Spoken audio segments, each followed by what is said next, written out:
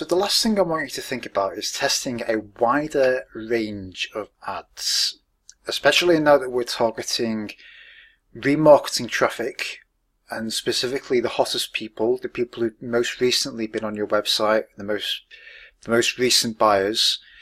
You can start to use those audiences to test a wider range of ads, because again, you're not going to waste a huge amount of money by testing ads to a small group of people. So most advertisers don't test enough different ads. When I audit most Google Ads accounts, I often see, say, 2 or 3 ads that have been written 10 different ways. Whereas actually what you need to do is you need to write, say, 100 ads that are all very different to each other. And then from that 100 ads, you might come up with, say, 10 ads that are genuinely really high performers. So the challenge really isn't to optimize your ad to come up with a single best ad. So if you think about this, if a human were designing a tree, the tree would look like this. You'd have your single campaign, your single ad group, and then one giant leaf on the end, which is your optimized ad. And actually this isn't how nature grows trees. Nature grows trees like this, where we have lots and lots and lots of leaves. And there's really proliferation. So it's really proliferation that's going to make the difference. So in this example, you still have the trunk. So the trunk is like your core offer. But then what you end up with is each of the leaves is like an ad. So what we want to do is we need to create a wider range of ads. So the approach that I use for this is called is Perry Marshall's Swiss Army knife method. So most advertisers, when you look at most Google search results pages, most Google ads just talk about the advertiser and you and your products. If you've got any sophisticated competitors, then a sophisticated competitor might talk about the customer and what the customer wants.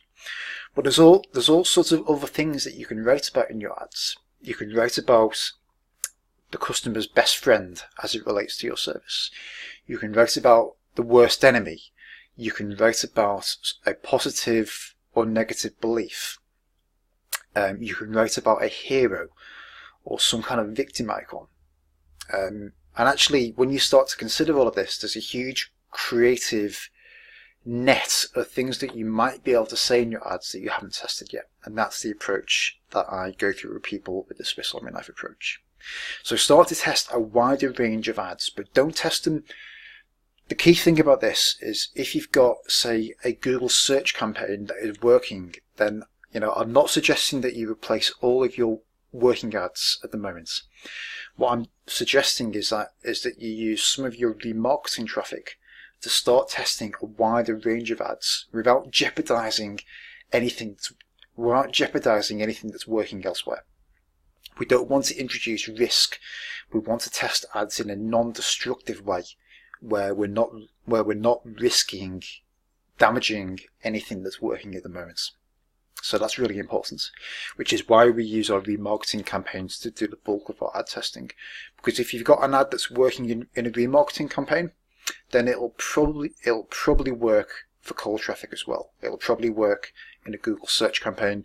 It might work in a Google display network campaign targeting cold traffic. But do your ad testing against warm audiences first using remarketing. That's what I suggest.